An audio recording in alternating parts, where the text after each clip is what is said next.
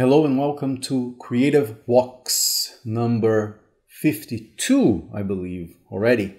And today I wanted to talk about a movie that I watched last night called The Truman Show with Jim Carrey.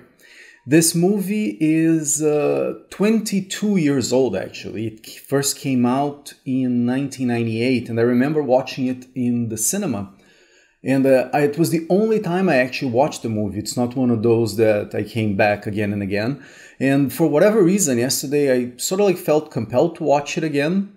I don't really know why, but it was so interesting watching that movie in 2020 and how it holds up even today.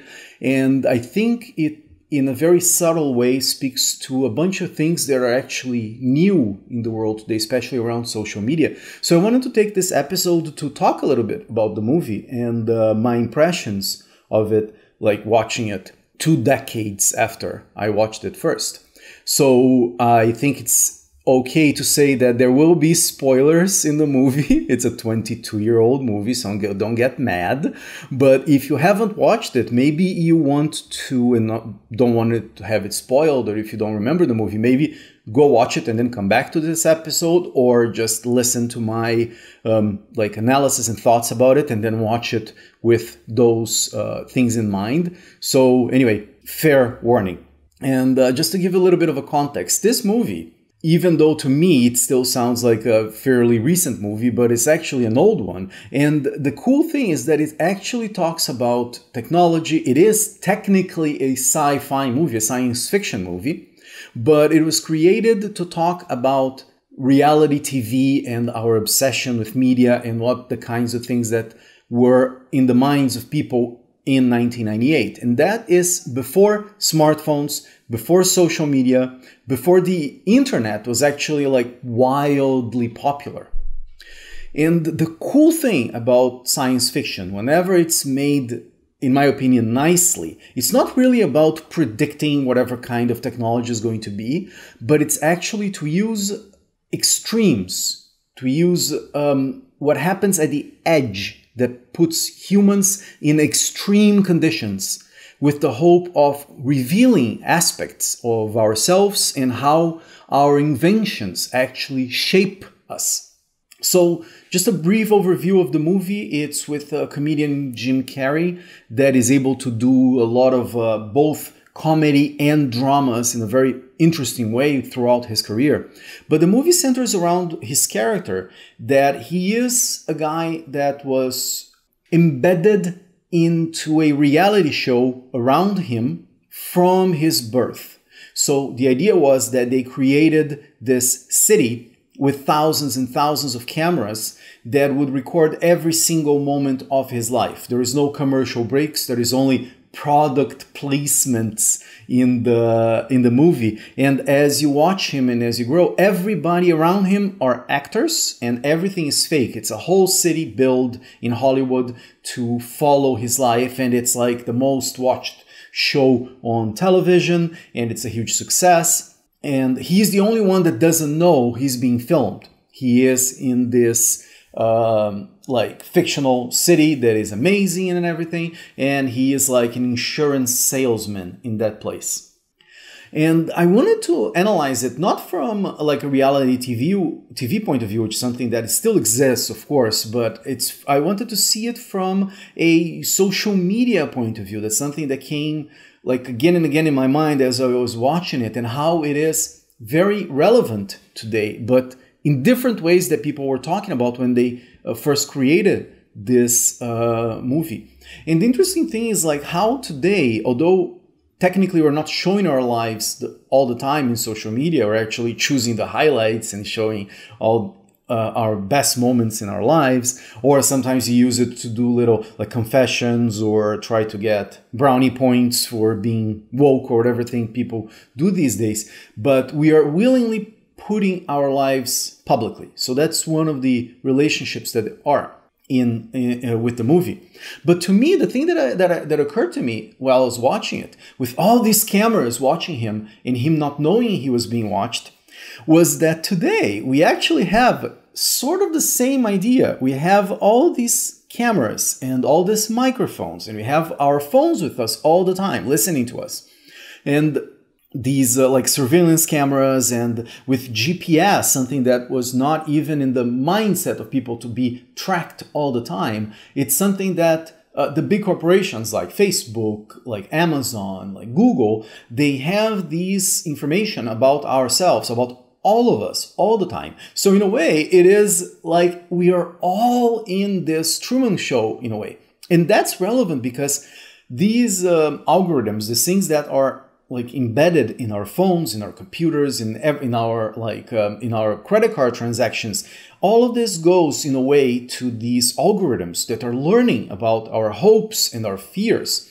What they end up doing is creating content and putting content in front of us to elicit certain reactions, be them political or economical, and they influence everything that we do. And that is something very new. And in the movie, in the Truman Show, it's so interesting because they have like this environment where they try to shape the character's opinions and interests through the use of media. So whenever he is listening to the radio or he is reading the newspaper or he's watching television, all the shows that are being presented to him are made to influence him to be in a certain way. And that appears in the movie when he was very young, he says to the teachers that he wants to be an explorer, he wants to go somewhere, he wants to explore the world. But of course, they can't let him leave the city, which is a confined space. So they orchestrate all these things from the beginning of his life to make him stay there. The way that they do that in the movie is, for example, he really wants to go and explore and go around. So they make a traumatic experience in his life, which is when he goes on a fishing or like on a boat with his father, and his father ends up dying in an accident in the sea. He drowns, and basically the whole cast, like his mother, then afterwards his wife, they all sort of imply that it's his fault. So he's actually really afraid to go into the ocean, and he's very afraid to go through a bridge, for example. So it's a way to keep him psychologically constrained in his physical environment. And then even when, for example, there is one time that he goes to a travel agency and he wants to go to Fiji, and I'll mention why in a second, but he wants to go somewhere, and all the billboards and all the posters and advertisements in the travel agency is like, oh, this could happen to you. And there is like a picture of an airplane being struck by lightning and all these things to encourage you not to go travel, not to go. And a lot of things that they do, like when, for example, when he says, no, I want to book a ticket today, right now. And they say, oh, it's only available in a month. And his wife, who is also an actress, keeps telling him oh, but we have all these responsibilities and we have all these this mortgage and our lives, it's so irresponsible, and we want to have babies, so we shouldn't go travel. It's always about postponement of his dreams, of exploring and seeing whatever else is out there in the world.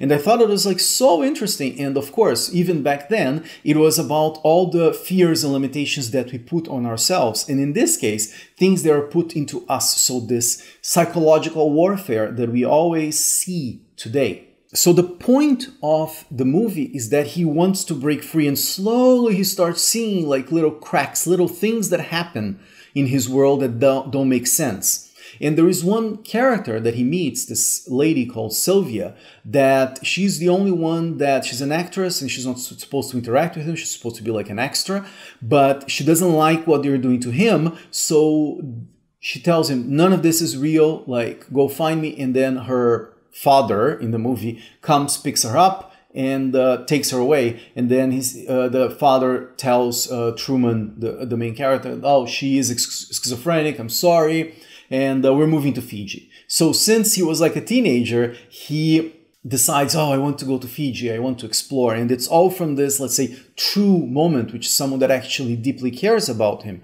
and wants to see him being set free.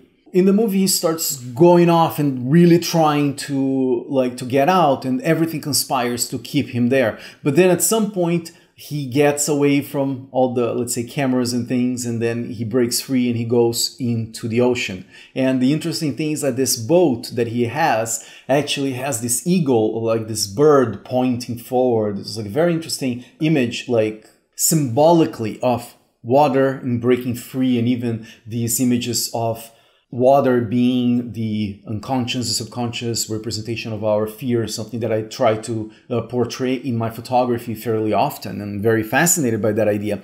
But he decides to confront his fears and he goes into the open ocean trying to go. And he knows that all of this is fake, that this is being orchestrated somehow. He doesn't know really why.